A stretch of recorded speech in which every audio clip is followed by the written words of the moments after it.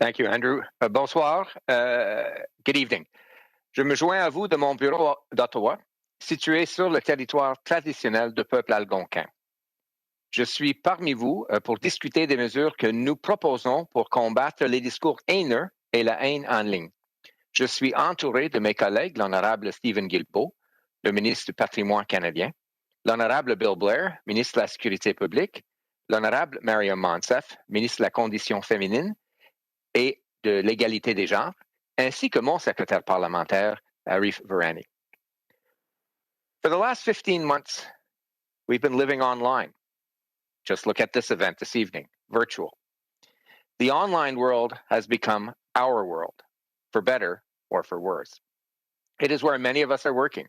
It is where we stay in touch with friends and family, buy our groceries, find out what is happening in our community and the wider world. It is where we engage in debate. It has become another public square. That public square should be a safe space, a place where all Canadians can engage without fear, while remaining true to the many identities that make our country what it is. Unfortunately, our online public space is not always a safe space. Il y a des individus qui profitent de l'anonymat de leur écran pour diffuser des propos haineux. Cette haine atteint de nombreuses personnes rapidement et déborde parfois dans le monde physique, où son impact est dévastateur pour des vraies personnes et des communautés. Nous devons combattre cette haine et ceux qui la produisent doivent être tenus responsables.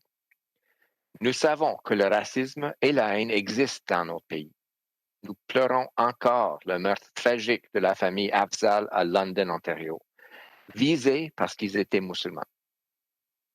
Nous nous souvenons des victimes de l'attentat de la mosquée de Québec. Hate and vilification are realities for Indigenous people, Asian, Jewish, and Black Canadians, LGBTQ2 people, and people with disabilities. And some of the worst examples of hate are visible online, in that virtual public space. Dans les dernières années, plusieurs communautés nous ont dit que la haine en ligne était une partie trop fréquente de leur quotidien. À tous ceux qui ont pris le temps de partager leur histoire et de militer pour un changement, nous vous remercions. Nous vous avons entendu et nous allons continuer de vous écouter. Et nous devons agir. La lutte contre la haine en ligne n'est pas une tâche facile. Elle exige la collaboration et une solution multifacette. Le gouvernement, le secteur privé et tous les Canadiens ont un rôle à jouer. Mes collègues parleront sous peu de l'important travail qu'ils accomplissent sur la haine en ligne. Je commencerai par le projet de loi déposé à la Chambre plus tôt cet après-midi. Bill C-36 proposes amendments to the Criminal Code, the Canadian Human Rights Act, and the Youth Criminal Justice Act to address hate speech and hate crimes. These changes are designed to target the most egregious and clear forms of hate speech that can lead to discrimination and violence. They do not target simple expressions of dislike or disdain that pepper everyday discourse, especially online. Le projet de loi C-36 permet de meilleurs recours pour les victimes de discours haineux et assure que ceux qui créent ces derniers soient tenus responsables selon la loi. Pour ce faire, nous proposons des changements précis à la loi existante. First, this bill would amend the Canadian Human Rights Act to define a new discriminatory practice of communicating hate speech online, and to improve the complaints process available to victims of online hate speech. These changes would give anyone in Canada the ability to take action if they encounter hate speech online by filing a formal complaint to the Canadian Human Rights Commission. This is a change long called for by advocates and restores an important civil remedy for victims of hate speech. The bill defines hate speech as content of a communication that expresses detestation or vilification of an individual or group of individuals on the basis of a prohibited ground of discrimination. This definition is grounded in Supreme Court of Canada decisions. The second element of this bill amends the criminal code to improve the prosecution and prevention of hate crimes. C-36 formally defines hatred in the criminal code in line with Supreme Court of Canada decisions. The bill would also establish a tool for those who fear, on reasonable grounds, that another person will commit a hate crime or hate propaganda offense. These individuals would be able to seek a court-ordered peace bond with the consent of the Attorney General to prevent those crimes from occurring. Hate speech directly contradicts the values underlying freedom of expression and our Charter of Rights. It threatens the safety and well-being of its targets. It silences and intimidates, especially when the target is a vulnerable person or community. When hate speech spreads, its victims lose their freedom to participate in civil society online. La haine en ligne est une réalité. Nous devons y faire face d'une manière qui renforce notre vision du Canada comme un pays pacifique, inclusif et démocratique. Tous les Canadiens méritent de se sentir en sécurité et protégés, et ce, dans tous les espaces qu'ils habitent. C-36 is an important first step in making our online public square as safe as the public squares in which we walk every day. Thank you. Merci. Merci, Ministre. I will now turn to Minister Guilbeault to say a few words. Ministre Guilbeault, à vous la parole. Merci beaucoup. Bonsoir. Good evening. I am joining you from Montreal on the traditional territory of the Mohawk and other Haudenosaunee people. Like more and more Canadians, I am deeply concerned about the incitement to violence and hate speech we see on social media on a daily basis. And I'm even more concerned about their tragic impacts on the lives of our families, children, and communities. The bill just introduced by my colleague David Lametti, Minister of Justice and Attorney General of Canada, is an important step towards creating a safe and inclusive online environment. An environment that protects everyone from hate crime while also providing Canadians with more opportunities for debate and community building. Avec les modifications législatives proposées aujourd'hui, nous franchissons une étape importante. Nous créons une base solide sur laquelle nous allons pouvoir asseoir notre future législation sur les contenus préjudiciables en ligne. Au Canada, plus de 9 adultes sur 10 utilisent au moins une plateforme numérique. Et une proportion similaire a révélé dans un récent sondage être préoccupée par la haine qui prolifère en ligne. La haine, l'incitation à la violence et les contenus illégaux qui sont normalement sanctionnés dans l'espace public sont devenus banals sur les plateformes de médias sociaux. Les statistiques, sans surprise, nous montrent que les groupes racisés sont 3 fois plus susceptibles d'être la cible de violences sur les réseaux sociaux et ce phénomène s'est accéléré pendant la pandémie. L'attentat meurtrier au Centre islamique culturel de Québec en 2017 est encore frais dans nos mémoires. We can think about those whose lives have been destroyed by online hate and abuse. The consequences can be deadly. Plusieurs plateformes ont pris certaines mesures pour s'attaquer aux contenus préjudiciables, dont la haine en ligne. Il faut toutefois souligner qu'elles prennent leurs décisions de réglementation unilatéralement. Elles ne sont pas redevables au public, seulement à leurs actionnaires. Il n'y a pas de transparence par rapport aux décisions qu'elles prennent. L'autoréglementation n'est tout simplement pas suffisante. Self-regulation is not enough. This is why our government made a commitment to introducing legislation with a specific goal, to create a more inclusive and safer online environment by default. Legislation would make digital platforms even more accountable and transparent with respect to the harmful content they manage, allowed to be posted, and should be removed. This is a delicate, complex, and important task. Over the past year and a half, we held more than 140 targeted discussions with civil society organizations, researchers, victims of online harms, as well as international partners and digital platforms. They have suggested ways to strike the right balance. We will soon publish a technical paper setting out the details of the future law, including its scope and how it would work in practice. Online harms impact all Canadians. We want to engage with Canadians on this detailed proposal and give them an opportunity to express their views. This step is essential to ensure any future law is effective, balanced, and equitable. Les internautes au Canada souhaitent bénéficier des opportunités qu'offre un environnement en ligne inclusif, sécuritaire et ouvert, et où s'exprime une grande diversité de voix. En tirer pleinement avantage nécessitera que chacun, individu comme plateforme, fasse preuve de responsabilité. La liberté d'expression et la sécurité sont des droits inaliénables. Nous ne sacrifierons ni l'un ni l'autre. We can't afford losing precious perspectives and point of views because of online hate anymore. If this pandemic has taught us one thing, it's that we need everyone's creativity, help, and experiences in order to thrive as a society. Merci. Thank you. Merci, Minister Guilbeault. I will now ask Minister Blair to say a few words. Minister Blair, over to you. Merci. Bonsoir à tous. Good evening, everyone. I'm very pleased to be speaking to you today from my home, which is located in the traditional territory of the Mississauga of the Credit. The proposed legislation that we have introduced today will help to protect Canadians from hate speech and from hate crimes online. And very importantly, it sets an important stage for additional legislation that we intend to introduce in the fall to further combat harmful online content. That legislation will be informed by further public engagement that will give Canadians and stakeholders a chance to comment on the proposed regulatory framework. That framework will create new rules on how social media platforms and other online services address certain kinds of harmful content while protecting the fundamental freedoms and human rights that all Canadians are entitled to.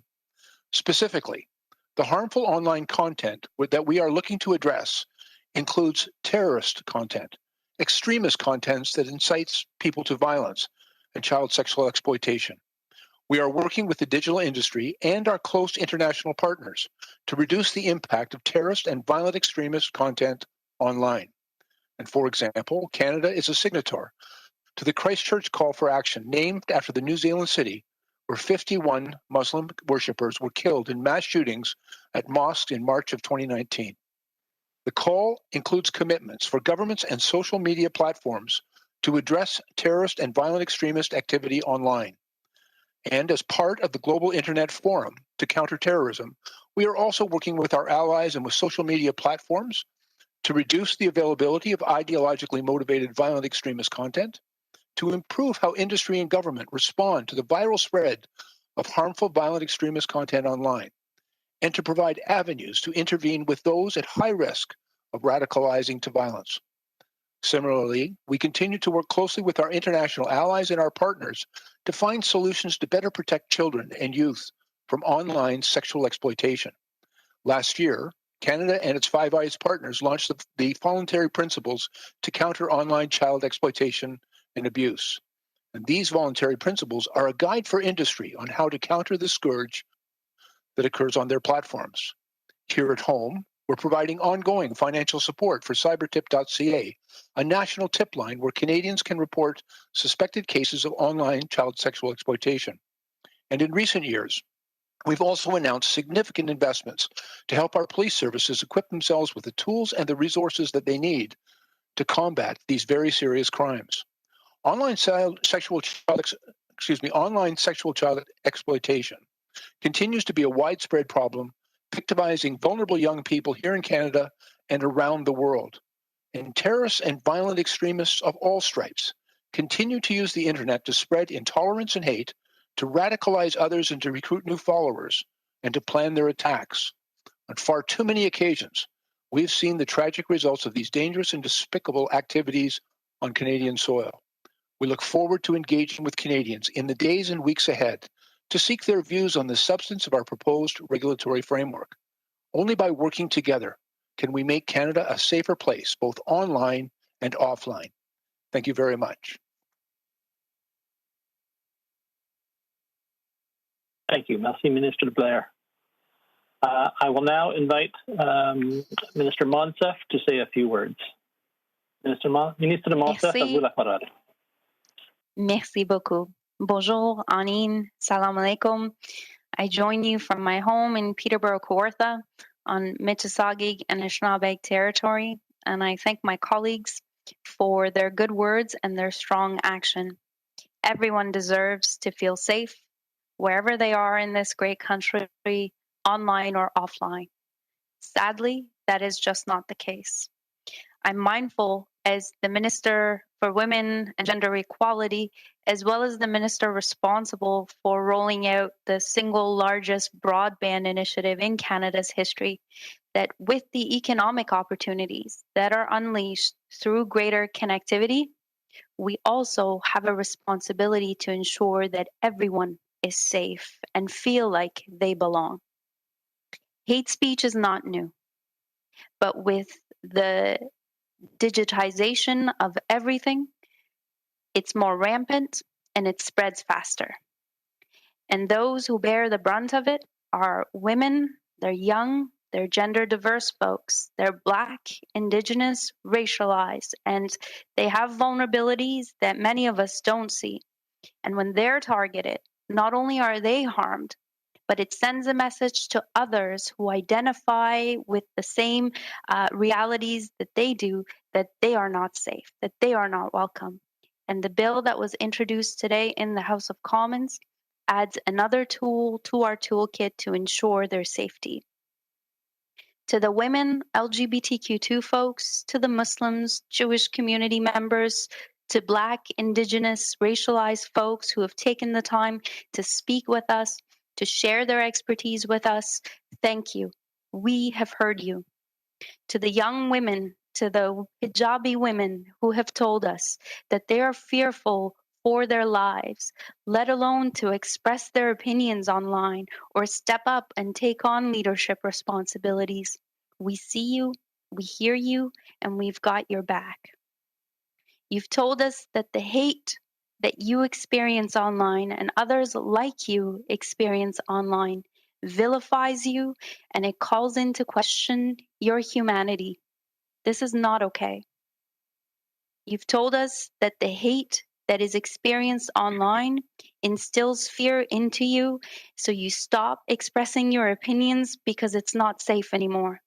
You've told us that you stop participating in public discourse, and you've told us that our democracy is weakened because of this. We understand. You've told us that the silencing effect of this hate is real and that we have an obligation to do something about it. The steps we're taking today is one further piece forward. We've all seen the rape threats, the death threats, the vitriol aimed at women and gender diverse people just for daring to exist on the internet. We know that close to 60% of Canadian women tell us that they've experienced online violence. Parents tell us they're afraid for their children, especially as they spend more time online. And we also know that it's much worse for folks who identify as an equity-seeking group. And we've all seen that what begins online doesn't just remain there. Tragedies in communities across the country have had their roots in the racist, sexist, xenophobic hatred being spread online. This legislation is an important step forward, and I'd like to take this opportunity to thank survivors and their families who've spoken to us, LEAF, the Canadian Women's Foundation, our colleagues at Possibility Seeds, the Canadian Alliance for Sex Work Law Reform, Students for Consent Culture, the Canadian Federation of Students, Québec contre la violence sexuelle, FCM, and of course, my honorable colleague Iqra Khalid and Minister Bardish Chagger for their leadership and their efforts. We have much more work to do, and we are with you every step of the way, as well with our global partners, to make sure that every woman, gender diverse person, regardless of their identity, feels safe and feels like they too can contribute to our economy and to our democracy in a meaningful way. Merci. Merci, Minister Monsef. I will now invite Parliamentary Secretary to the Minister of Justice, Arif Virani, to say a few words. Monsieur Virani, à vous la parole. Thank you, merci beaucoup. Je vous parle de Toronto, c'est le territoire traditionnel des Haudenosaunee, des Huron-Wendat, Anishinaabeg, et plus récemment les Mississauga du New Credit. I'm very grateful for the opportunity to speak today about a subject which for me is both professional and very personal. After Minister Lametti received his mandate letter from the Prime Minister, he asked me to assist him in his work in developing legal remedies for victims of hate speech. I'm thankful to him for placing that confidence in me as his parliamentary secretary. In 2020, I set about consulting Canadians on this very issue. I met with more than 70 groups, including over 100 different individuals who represented a very wide range of experiences and opinions. There were community organizations, advocacy groups, marginalized communities, law enforcement officers, prosecutors, defense counsel, victims, and academics. They gave me their views on how to address hatred that we are seeing online. And what I heard was a consistent message that doing nothing could not be an option for the government, that the hatred which once appeared in online spaces was now coming to dominate online spaces, particularly during COVID, as many of my colleagues have highlighted. This is well known to all of us. The pandemic has prompted a rise, for example, in anti-Asian hatred that frequently appears online. But the victims of online hate extend far beyond just one group. You've heard about some of them. The victims are Black Canadians who dare to declare that Black lives matter. The victims are Indigenous people on the prairies, subjected to brutal invective for objecting to the killing of Colton Boushie. The victims are women in Toronto fatally targeted by a man with a van who learned about incel online. They are LGBTQ2 Canadians fearful of showing their pride this month in particular. And the victims are Muslims like me. I said at the outset that this is both professional and personal for me. As a human rights lawyer who became a parliamentarian, I've spent my entire adulthood working to pursue equality and combat discrimination. But as a Muslim man married with 2 children, I'm still trying to process what happened to the Afzal family in London a few short weeks ago. That could have been my family of 4 that never returned home from a routine walk that so many of us take during this pandemic, but instead were cut down in an act of Islamophobic rage. And I want to address one thing to those who decry any attempt to take the rules that we already have that apply to hatred in the physical world and apply those same rules to hatred online as some sort of unwarranted intrusion on freedom of expression. I say quite candidly and pointedly that your analysis is actually inverted. I and every parliamentarian champion freedom of expression. It is the lifeblood of our democracy. But if a Muslim or a Jew or a Sikh can't express themselves and their faith in this country by wearing a hijab or a yarmulke or a turban in public for fear of fatal violence, then I would say freedom of expression is under threat in this country. It is under threat from hatred, and our job as a government is to curtail it. That is what this bill will start to do. It will empower Canadians to protect themselves and ultimately to express themselves freely and openly. Thank you, Merci. Thank you very much. I will now ask the operator to begin the question and answer session. Thank you. Merci. If you have a question, please press star 1 on your device keypad. Si vous désirez poser une question, veuillez s'il vous plaît appuyer sur les touches étoile 1 de votre appareil. You may cancel your question at any time by pressing star 2. Vous pouvez à tout moment annuler votre question en appuyant sur les touches étoile 2. And the first question, la première question, David Lametti, Reuters, Ottawa. Please go ahead. Good evening. You say you're going to be issuing proposals for the social media platforms in the coming weeks and asking Canadians what they think. Do you have a timeline for how long that process of consultation would take? Perhaps I can take a shot at it, colleagues. Good evening, David. Yes, this conversation we want to have with Canadians, this engagement will take place over the course of the summertime. Okay, and second question, if I may, given the importance of what you're doing, why do you even need to consult Canadians? I mean, you've been working on these amendments for months and months. Why not just say, boom, here's what we're going to do, and just put it in the overall amendment as opposed to asking Canadians what they think? Again, we think it's important. I mean, as Arif has said, as I've said as well, him and the team at Justice, as well as us at Canadian Heritage, Maryam, Bill, we've all engaged with organizations over the course of the last year, more than a year, in fact, with many different types of organizations. And in our conversations with many different governments around the planet, well, actually many. There are only a few governments that have done that. But yesterday, I was talking to Germany's Justice Minister. We've had conversation with Australia. There are a few countries that have done that. All of them have told us that they have consulted their public on specific elements they wanted to bring forward. So as Maryam aptly described, we've heard many things from many different groups, from many different organizations. What we want to do over the course of the summertime is go back to these organizations and to Canadians at large and say, this is what we want to do. What do you think about it? So it's going to be very targeted in terms of the content. It's very specific. It's not a broad, can you give us your ideas? We're actually coming back to these people with very specific ideas. David, if I might add to what Minister Guilbeault has just said, the problem is complex, the solutions are complex, and the problem is pervasive online and offline. And so all of this requires a number of different balances to be made in a number of different places. So, what we're doing today as a first step involves changing a criminal code definitions and reinstituting a right under the Canadian Human Rights Act, a right to recourse against the authors of hate online. But as Minister Guilbeault has said, there are other solutions that will reside in the regulation of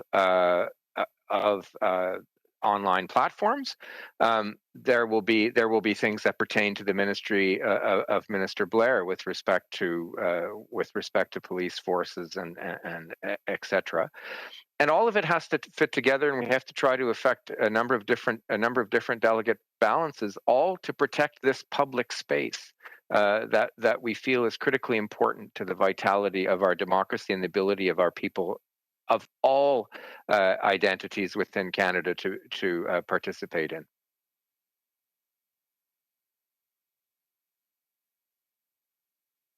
Thank you. Merci. The next question, la prochaine question, Tom Kurski, Blacklock's reporter. Please go ahead. La parole est à vous.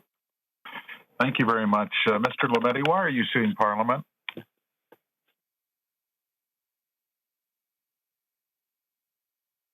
Sorry, would you repeat the question, please? I missed the fourth word roughly. Oh, I beg your pardon. Why are you suing Parliament? Oh, okay. If I have it correctly, I believe you're referring to a proceeding that PHAC has initiated under the Evidence Act, under Section 38. That act says that anybody who is compelled through a procedure to divulge information which is potentially injurious to national security has, and it's a mandatory duty, has a duty to turn that over to the Attorney General. PHAC engaged Department of Justice officials on the 20th of June. And those officials put into place a process that exists in the Justice Department in order to evaluate, according to the law, those documents, and to put the federal court on notice with respect to those documents, if they determine that they may very well be injurious to national security. As Attorney General, that decision has been delegated to department officials, as is the normal course. So it is not going to be a decision that is partisan in any way. Those officials are following the law. PHAC is following the law, the Canada Evidence Act, and that matter will proceed. I am comfortable as Attorney General with the procedure, and I'm comfortable with the procedure as it's proceeding without making any determination whatsoever on the content. I will approach this as Attorney General in a nonpartisan manner. I will never play politics with national security. Well, can I ask you then as a follow-up, Mr. Lametti, Parliamentary Council says they will fight like hell, and I can't think of anything that would be more partisan than an Attorney General and Parliament's lawyer arguing in federal court over compliance with a House order. And you're the first Attorney General in Canadian history to do this. How does that make you feel?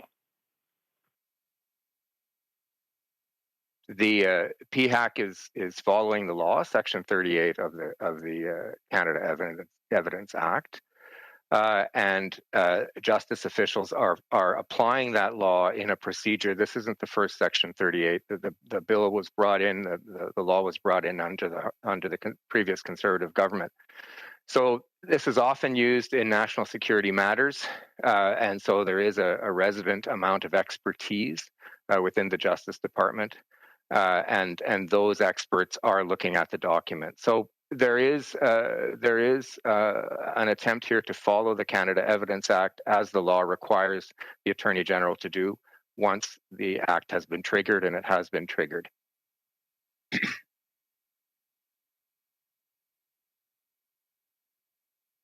Thank you. Merci. The next question, la prochaine question, Hannah Thibodeau, CBC National News. Please go ahead. À vous la parole. Good evening, everyone. Thank you for taking our questions tonight. All of you have mentioned how important this bill is. You've been working on it for some time, as you've mentioned. Why then have you introduced this on the last day of sitting at really the 11th hour? Colleagues, if I may, thank you for the question. Yeah. Look, as parliamentarians, as ministers, as members of Parliament, we are going to use every single minute of time that we have in the House to advance reforms to the betterment of Canadians. We have, as a government, taken significant actions from the beginning on this. As Parliamentary Secretary Virani pointed out, this is in my mandate letter, and I delegated him through a mandate letter to take this on, and he's done extensive consultations. Minister Guilbeault has done extensive consultations, but our government has called out Islamophobia. Our government's taken actions to dismantle far-right hate groups and recently added organizations to the Canada's list of terrorist entities. We have invested in anti-racism initiatives, $50 million in the fall economic statement. And in Budget 2021, we've proposed to provide $2 million for nonprofit organizations such as places of worship and community centers to enhance their security infrastructure. The digital citizen initiatives. There are plenty of initiatives that we have been undertaking. We have been all working diligently, and that is where we are. The recent events in London, tragically, although they didn't raise new issues, did put this back on in the spotlight. The murder of the Afzal family was something that we're all still dealing with, and we heard the cries to say, we know you're moving on this, but we want you to act as quickly as possible. So, to a certain extent, we heard those, but we have been working on this challenge of racism diligently in Canadian society for the past 6 years. Just a follow-up. You mentioned, and a couple of you have also mentioned this evening, that terrible attack in London. Is there any element of this new bill that could have prevented that attack, that could have helped prevent that attack, or even anything? So, colleagues, if I might offer up the first response here, I think if we just step back and try and think objectively, and I'll confess it's a bit hard for me to do so in something that pointed. I was at the vigil on the Tuesday, 2 days after the fact, but we have to think about what possibly can motivate a young man at the age of 20 to decide to weaponize his vehicle and drive it into a family, taking 4 people's lives. Clearly, there is an element of radicalization that must be happening. And then that begs the question, well, where is it happening? How is it happening? We are in a pandemic, right? As journalists, you know that better than we do. We're all in a pandemic. That's why we're not having a press conference in West Block right now. During a pandemic, it is extremely likely, virtually absolutely likely, that person was radicalized, or his radicalization was at least enhanced online. So we must tackle that online space. And what we've heard from the Canadians I've talked to, the Canadians that Minister Monsef has talked to, Minister Guilbeault has talked to, is that this is one of the most pressing issues that need to be tackled, because what was problematic in the past has only accentuated now. So that is what has compelled us to take action here. Can we draw a straight line? No politician can draw a straight line definitively between events, but we're using the best evidence that we have before us and what we're hearing from those consultations to respond responsibly to what Canadians are asking of us, which is that to curtail this hatred, open up that public square of ideas, and ensure that everyone who wants to belong can belong in this country. And if I may add just briefly to that, and quite understandably, we cannot comment on the charges that have now been laid with respect to that terrible crime in London, because the matter is before the courts. But let me speak perhaps more generally. The greatest threat to our domestic security is the actions of ideologically motivated violent extremists, and we know where that motivation is being propagated. It's occurring online. We've seen it in previous crimes, in the van attack that took place in Toronto, in the Christchurch attack in New Zealand, in the Quebec mosque attack. There is ample evidence that those individuals, sometimes referred to as lone wolf attackers, often become radicalized, extreme, and then are incited to violence as a direct result of material that they are being exposed to and seeking online. And we believe that that an opportunity to remove those online harms, to make it far less accessible to those who would be perhaps susceptible to radicalization and extremism, can improve public safety. And it also could create opportunities for us to identify individuals who pose a significant risk to vulnerable populations, racial minorities, to women, to LGBTQ, IA plus members in our society, to anyone who might be the targets of this hatred. We see that hatred is inciting people to serious criminal offenses, and we believe that the measures that we undertake through the passing of this legislation and the work that we will continue to do can improve public safety and help us address the proliferation of ideologically motivated violent extremism in our country. Hannah, if I may add to that, thank you for your question. We have seen that misogyny, racism, homophobia, Islamophobia, anti-Semitism expressed online doesn't just stay there. It spreads online and it spills into real life. We have seen that, and this is why we're taking action.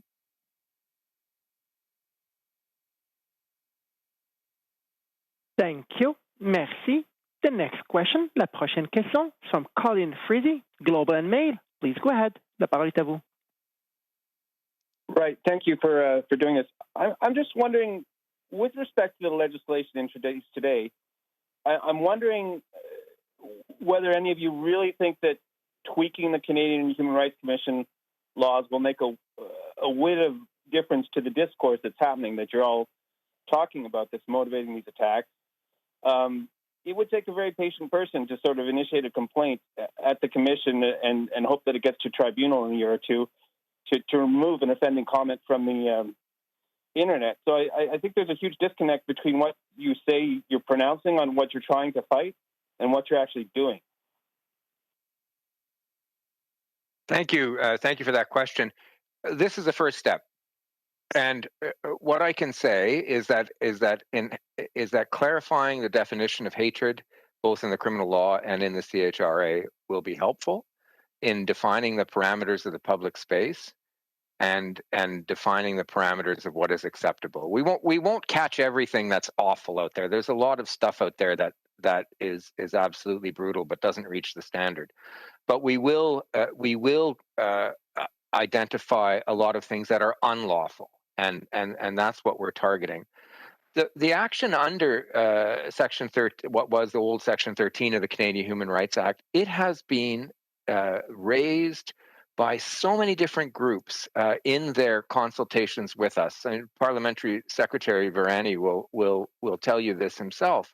But so many different groups raised the fact that this no longer, it was taken out by the Conservative government for very ideological reasons. An analogous provision was subsequently upheld by the Supreme Court of Canada in the Whatcott case as being constitutional.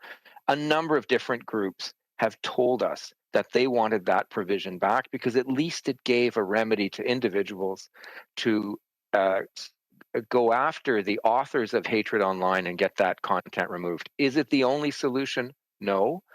We've pointed to other potential solutions that require a bit more consultation, a bit more fine-tuning. But this is a very necessary first step, and in many ways, the criminal code definition will help define a number of different things moving forward.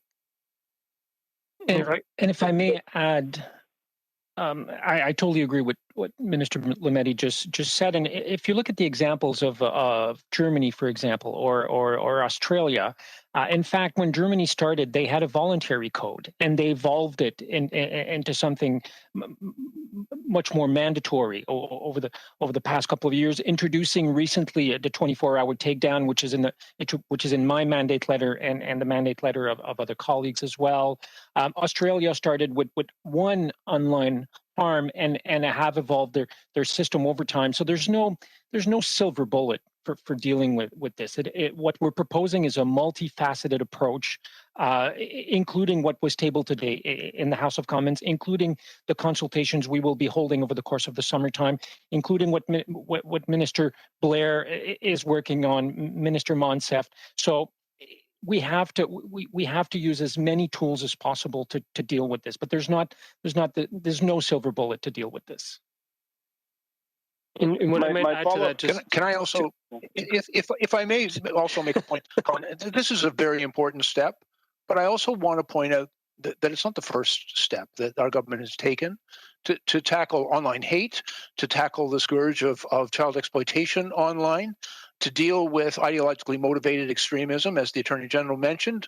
We've begun the process, and our country has, frankly, among the first in the world, to begin listing ideologically motivated violent extremists, white supremacists, neo-Nazi, anti-Semitic organizations that are promoting hate and also advocating and carrying out acts of violence against vulnerable groups. We've made significant investments in law enforcement and in our national security intelligence agencies in order to help them identify the sources of these hate and to have it removed from online and to deal more effectively with the individuals and the organizations that are responsible for it.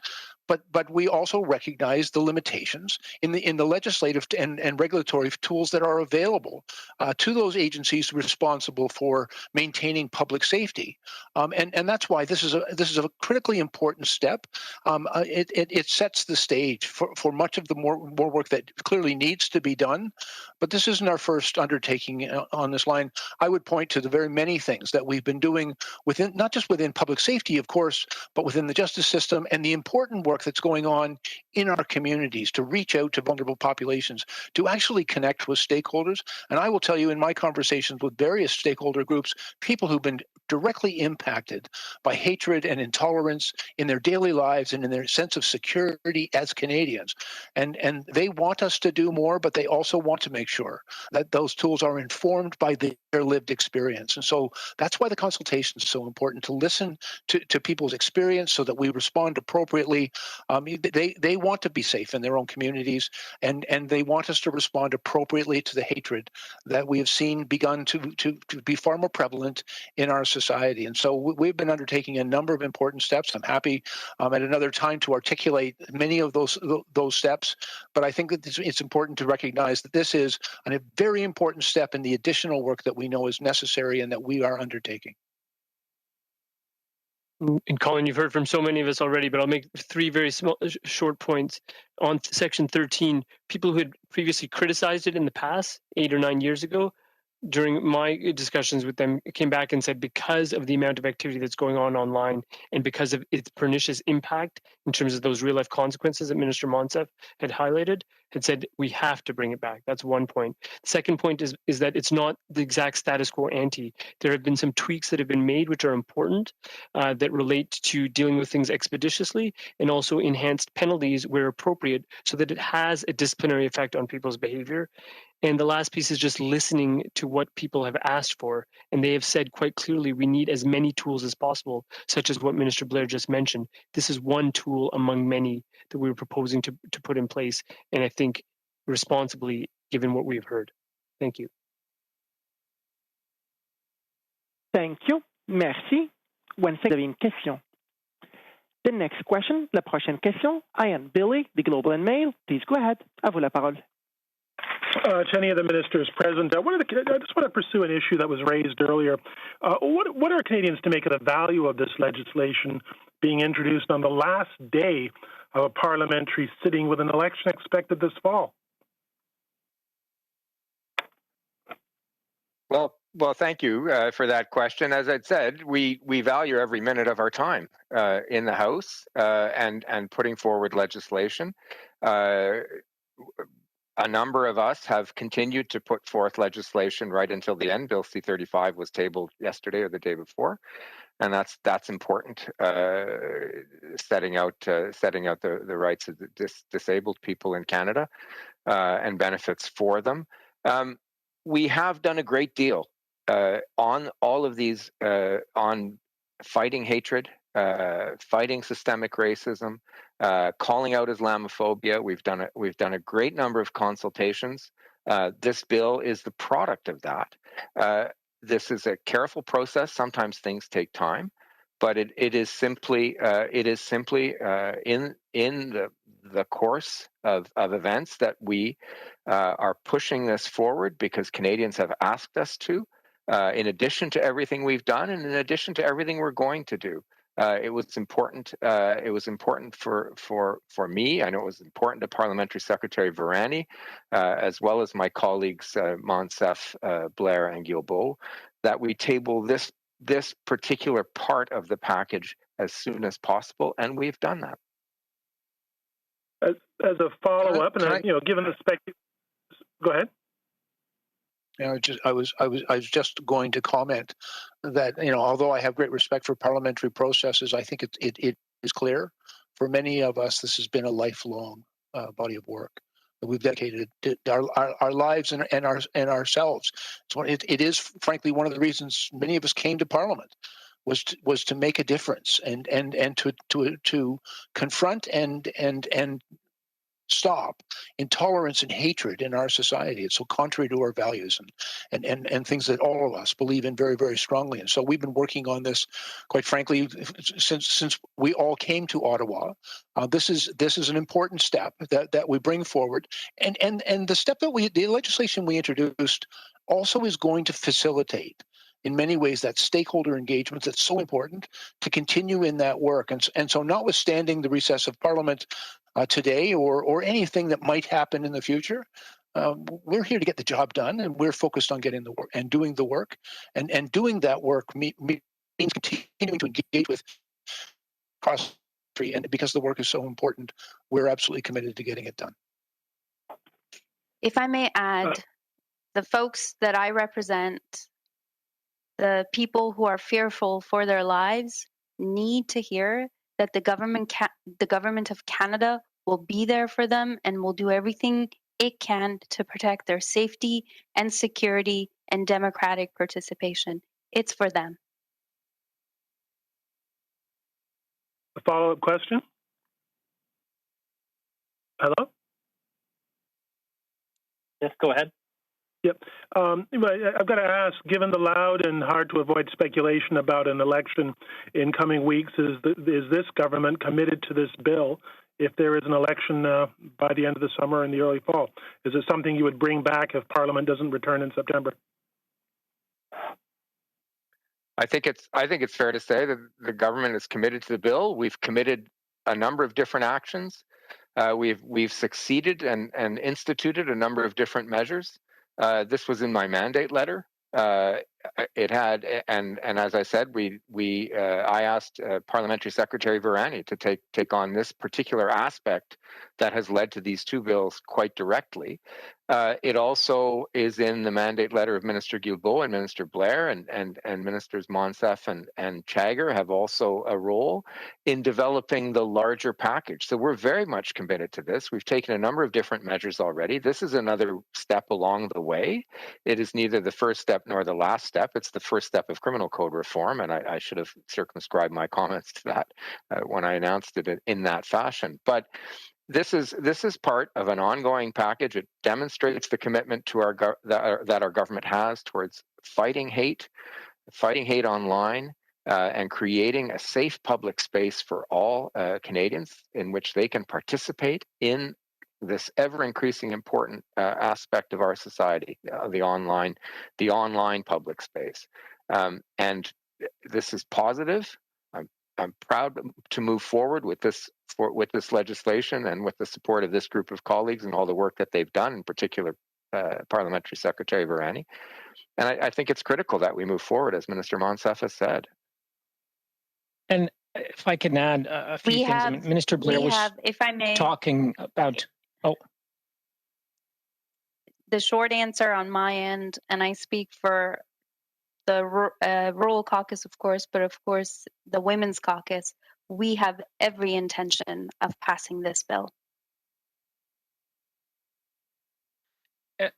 And if I can add, Minister Blair was talking about some of our commitment prior to coming into politics. The last book I published before coming into politics was looking specifically at the role of technology like AI and some of its impacts on our society, more specifically some of the threats to the very foundation of our democracy, and how these technologies can and in fact have been used to manipulate public discourse, the Brexit, the US election. And we're so committed to this, in fact, that we, at the initiative of Canada, we've launched an international coalition of like-minded countries who have decided to start working together on these issues. Germany, France, Australia, Finland, and we're having conversation with a number of other countries who are very interested, because there is, I think, a global realization that self-regulation by these companies on these issues simply doesn't work. We've tried that. We've tried for more than a decade. And what happened on Capitol Hill is probably one of the many examples of why this doesn't work, which is why governments, our government here and governments around the world are saying we need to tackle this. So this is a clear commitment by our government to do this. And what I would add just very briefly is that you're hearing from five of us, but there's an entire caucus behind us. And what I think where we are now, thankfully, is that these issues seem to be becoming a bit less partisan. And I think that's a step in the right direction for Canadians. And in the last 2 weeks, we've seen members who took different positions, including in different governments, apologizing about their stance on particular pieces of legislation. We've seen members who recently denied concepts such as Islamophobia, or whether it even could possibly exist, apologizing on the floor of the chamber. That's a step in the right direction, where 338 parliamentarians are working towards the same objective. So not only are we committed to it, but hopefully we can actually get the job done confidently with the support of many colleagues. Operator, I think we have, I'm looking at the time, I think we have time for one short question, please. Thank you. Merci. The next question is from Murad Hamadi, Logic. Please go ahead. La parole est à vous. Minister Guilbeault, you've been promising your online harms legislation is coming in the coming weeks for several months now. It's as we've been over today, you haven't tabled it in the House yet, and this is not it. Is this delay to conduct consultations over the summer a reflection of the feedback and the backlash to C10, which obviously you are moving forward with into the Senate, I guess, now? As I've said earlier, this is a complex, multifaceted piece of legislation, and not just piece of legislation, but legislative undertaking we are doing with many components, and we felt that going back to Canadians with very specific proposal in terms of how we wanted to move forward was the right thing to do, regardless of what happened on C10. I think some people would debate whether or not C10 was that controversial. I can't remember the last time the National Assembly unanimously supported something that the federal government was doing, frankly, and artists from coast to coast to coast, and artistic and cultural organizations. But really, that's not the point. I mean, this is not about C10. This is about making sure we do what's right. We've seen, in fact, governments try to move very quickly on this. And just to have some of the elements of their legislation shot down by their court system. So there is a right balance to find when you want to do this. I don't think we would be doing a great service to Canadians if we didn't get this as right as possible. You can never come up with a perfect piece of legislation, but the best piece of legislation possible, and that's what we will be using the summertime to do.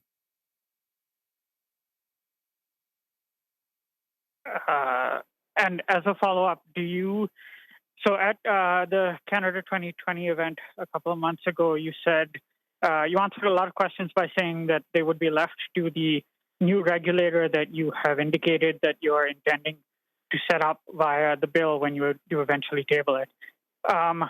Given that you're now doing consultations over the summer, given that you're leaving a lot of details to a regulator that you have yet to sort of formulate or appoint, and given everything that everyone today on the sort of virtual podium has said about the urgency of this situation, what is a realistic timeline for this new regime to be in place?